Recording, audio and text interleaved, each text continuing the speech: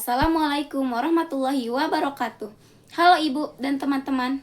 Perkenalkan, nama saya Fatika Tuzaro. Saya mahasiswa dari Program Studi Pendidikan Bahasa dan Sastra Indonesia, Fakultas Keguruan dan Ilmu Pendidikan, Universitas Diabudi Rangkas Bitung.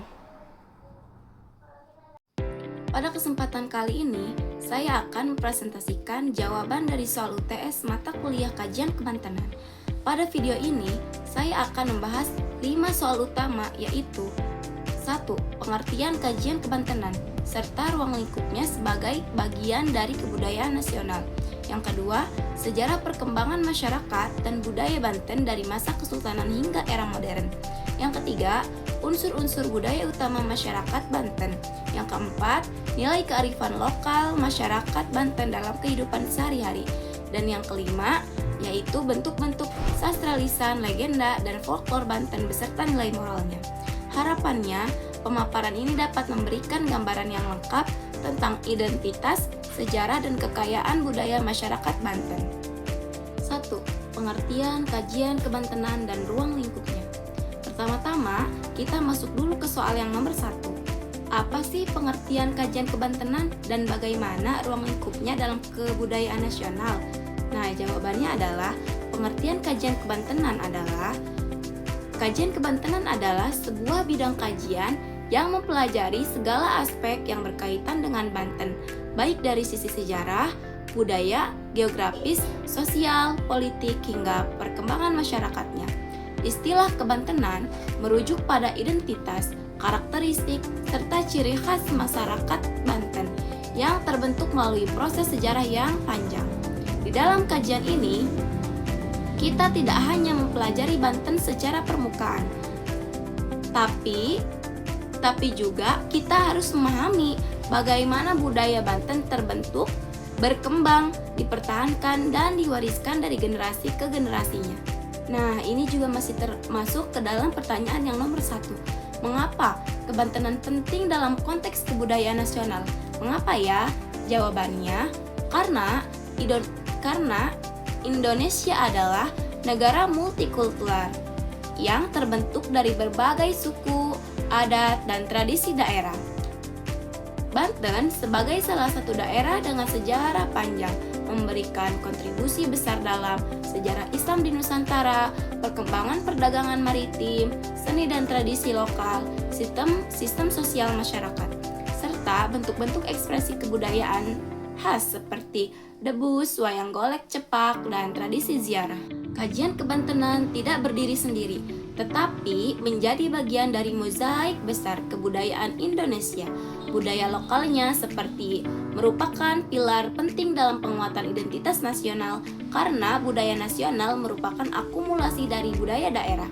Nah, sekarang ruang lingkupnya. Ruang lingkup kajian kebantenan. Ruang lingkup kajian kebantenan sangat luas, yaitu meliputi yang pertama, sejarah Banten. Sejarah Banten itu ada berbagai masa-masanya. Yang pertama ada masa kerajaan Tarumanegara, yang kedua ada masa Kesultanan Banten, yang ketiga ada masa kolonial Belanda, dan yang keempat ada masa modern. Nah, sekarang bagian yang keduanya yaitu budaya Banten. Seni pertunjukan, sekarang budayanya, ada bagian budayanya yaitu budaya Banten. Seni pertunjukannya yang sering terkenal yaitu apa ya? Yaitu pertama debus, ada pencak silat juga, ada rudat, sandiwara, buhun. Nah, di sini ada bahasa daerahnya juga. Bahasa daerah di budaya Banten yaitu ada bahasa Sunda Banten, bahasa Jawa Serang. Nah, itu yang paling terpopuler di Banten yang biasa digunakan. Ada juga di sini tradisi dan ritual yang ada di Banten, yaitu yang biasa sering kita temukan ada seren tahun, debus, upacara adat, dan tradisi hajat laut. Nah, biasanya itu suka seperti kayak sesajen kayak gitulah. Terus ada juga di budaya Banten ada arsitektur dan peninggalan sejarah. Contohnya seperti Masjid Agung Banten. Nah, itu menjadi sejarah yang ada di Banten. Keraton Surosoan dan Danau Tasikardi. Nah, itu yang ada di Banten yang merupakan menjadi sejarah. Yang ketiga, masyarakat dan sistem sosial. Struktur masyarakat, tradisi gotong royong, sistem kekerabatan, dan tokoh agama. Nah, di sini juga ada geografis budayanya. Ada Banten Girang, ada Banten Hilir, ada Banten Kidul, masing-masing memiliki karakter budaya yang berbeda-beda. Nah, itu yang kita pelajari saat ini, yaitu geografis budaya termasuknya. Yang kelima, ada juga kearifan lokal. Nah, kearifan lokal di sini isinya yaitu ada nilai tradisi, etika, dan norma hidup. Ada sistem mata pencarian juga, itu termasuk ke dalam kearifan lokal, filosofi hidup masyarakat Banten. Nah, dengan ruang lingkup seluas ini, kebantenan menjadi studi yang sangat penting untuk memahami jati diri daerah sekaligus mengenal fondasi kebudayaan nasional secara lebih mendalam. Nah, sekarang kita masuk ke dalam soal yang kedua, yaitu bagaimana perkembangan masyarakat dan kebudayaan Banten sejak masa Kesultanan sampai era modern. Bagaimana ya? Nah, sekarang di sini kita akan membahasnya. Nah, masa awal dan pra-Kesultanan Banten. Jadi, sebelum berdirinya Kesultanan Banten, wilayah ini berada di bawah pengaruh kerajaan besar seperti Tarumanegara dan Pajajaran. Pada masa ini, masyarakat Banten sudah memiliki tradisi agraris, perdagangan sederhana, serta hubungan budaya dengan masyarakat Sunda. Nah, yang kedua yaitu ada masa Kesultanan Banten, abad ke-16 sampai abad ke-19. Ini adalah masa kejayaan Banten. Kesultanan Banten didirikan oleh Sultan Maulana Hasanuddin, putra Sunan Gunung Jati. Pada masa itu, Banten menjadi pusat perdagangan internasional, kerajaan Islam yang sangat maju, wilayah dengan hubungan diplomatik ke berbagai negeri seperti Turki Utsmani, Gujarat, Cina, dan Eropa. Budaya Banten berkembang pesat melalui seni bela diri, pencaksilat khas Banten yang sangat ternama, yaitu ada juga di sini seni pertunjukan debus, ada juga seni ukir dan kaligrafi, ada juga arsitektur, masjid, dan keraton. Selain itu, Kesultanan juga melahirkan tradisi pesantren yang kuat dan berkembang hingga saat ini. C, yaitu masa kolonial Belanda. Belanda masuk ke wilayah Banten dan berusaha merebut kekuasaan Kesultanan pada tahun 1808. Daendels menghancurkan Keraton Surosoan dan Danau Tasikardi. Perlawanan masyarakat Banten tetap berlangsung, dan Banten dikenal sebagai daerah dengan spirit pemberontakan yang tinggi. Masyarakat Banten tetap mempertahankan identitas budaya mereka melalui seni, religi, dan sistem sosial. Yang keempat, yaitu ada masa kemerdekaan dan Orde Baru. Setelah merdeka, Banten menjadi bagian dari Provinsi Jawa Barat sebelum akhirnya menjadi provinsi sendiri pada tahun 2000. Pada era ini, budaya Banten masuk ke dalam proses modernisasi, tetapi tradisi seperti debus, pencaksilat, dan hajat laut tetap dilestarikan. Yang kelima yaitu ada era modern dari tahun 2000 hingga sekarang. Nah, di masa modern ini, budaya Banten mengalami tantangan globalisasi, tetapi juga ada peluangnya, yaitu ada pariwisata budaya, ada pelestarian masjid bersejarah, festival budaya Banten, penguatan pendidikan berbasis kearifan lokal, digitalisasi seni tradisional. Nah, itu adalah peluang-peluangnya yang ada di zaman modern sekarang ini, peluangnya itu. Nah, di sini juga masyarakat Banten kini hidup dalam perpaduan antara tradisi kuat dan perkembangan modern. Nah, sekarang kita masuk ke dalam soal yang nomor 3.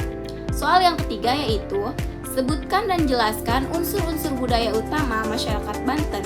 Kita akan membaginya berdasarkan unsur budaya universal. Yang pertama yaitu ada bahasa. Ada dua bahasa utama di dalam Provinsi Banten, yaitu yang pertama ada bahasa Sunda Banten, digunakan di wilayah selatan dan barat. Yang kedua ada bahasa Jawa Banten atau Jawa Serang, digunakan di wilayah Serang dan Cilegon. Bahasa Banten memiliki ciri khas seperti intonasi tegas, kosakata hasil akulturasi Sunda dan Jawa, penggunaan istilah religius Arab. Nah, yang kedua ada juga sistem pengetahuan yang meliputi pengetahuan alam dan cuaca, ada juga ilmu pengobatan tradisional, ada juga ilmu bela diri, dan ilmu pengetahuan pertanian dan nelayan. Masyarakat Banten sangat dikenal memadukan ilmu tradisionalnya dengan nilai keagamaan. Nah, yang ketiga juga di sini membahas tentang sistem kemasyarakatan. Ciri utamanya yaitu sistem sosial masyarakat Banten antara lain ada berapa nih di sini? Ada 5. Yang pertama yaitu religius dan kuat pada ajaran Islam, dan yang kedua terkenal akan gotong royongnya, dan yang ketiga hormat dan patuh terhadap kiai. Yang keempat ada kekompakan masyarakat desa. Yang kelima adanya tokoh jawara sebagai pemimpin informal. Nah, sekarang kita lanjut ke pembahasan selanjutnya, yaitu ada sistem peralatan dan teknologi. Misalnya, alat pertanian tradisional, perahu nelayan, kerajinan bambu, senjata pencak silat, dan pakaian adat. Nah, kita melanjutkan ke pembahasan selanjutnya. Di sini juga ada mata pencaharian. Masyarakat Banten bekerja sebagai rata-ratanya yaitu petani, ada juga yang menjadi nelayan, ada juga yang menjadi pedagang, perajin tangan, pekerja industri zaman modern. Nah, yang selanjutnya ada juga pembahasan mengenai kesenian yang ada di Provinsi Banten. Kesenian khas Banten sangat kaya antara lainnya, yaitu ada deus, ada pencak silat, ada rudat, ada wayang golek cepak, ada juga seni saman Banten, ada seni tari ubruk, ada sandiwara buhun. Selanjutnya di Provinsi Banten ada juga religi dan kepercayaan. Mayoritas masyarakat Banten beragama Islam, tetapi tetap menyimpan unsur tradisi lokal ritual seperti ziarah ke makam ulama, tradisi serent tahun, hajat laut, menjadi bukti perpaduan budaya dan religi. Nah, sekarang kita masuk ke penjelasan soal yang keempat. Soal yang keempat adalah bagaimana nilai-nilai kearifan lokal masyarakat Banten tercermin dalam kehidupan sehari-hari. Bagaimana ya? Nah, jawabannya adalah kearifan lokal mencerminkan nilai etika dan norma masyarakat. Beberapa nilai penting. Nah, yaitu yang pertama ada nilai religius. Masyarakat taat beribadah, menghormati kiai dan ulama, tradisi pesantren yang kuat, ziarah, selawatan, dan pengajian rutin. Nah, yang kedua ada juga nilai gotong royong. Contoh penerapan sehari-harinya yaitu ada kerja bakti di desa, ada membantu rumah tangga, membangun rumah, membantu ketika ada hajatan. Yang ketiga ada juga nilai keberanian dan ketegasan. Banten dikenal dengan daerah jawara. Karakter khas Banten adalah berani, tegas, dan menjaga harga dirinya. Nilai ini tercermin dalam seni silat dan tradisi debusnya. Yang keempat ada juga nilai kesederhanaan. Masyarakat hidup sederhana tapi kokoh, menjaga tradisinya.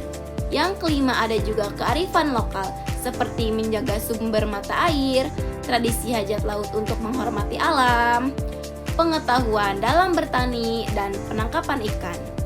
Yang keenam, ada juga toleransi dan kekeluargaan. Masyarakat Banten selalu memprioritaskan harmoni sosial dalam kehidupan sehari-hari. Nah, sekarang kita menjawab dari soal yang kelima. Soal terakhir nih. Soalnya yaitu jelaskan bentuk sastra lisan, legenda, dan folklor Banten serta nilai moralnya. Baik, sekarang di sini kita akan bahasnya. Sastra lisan Banten. Yang pertama ada dongeng. Cerita rakyat seperti asal-usul Baduy, Sangkuriang versi Banten.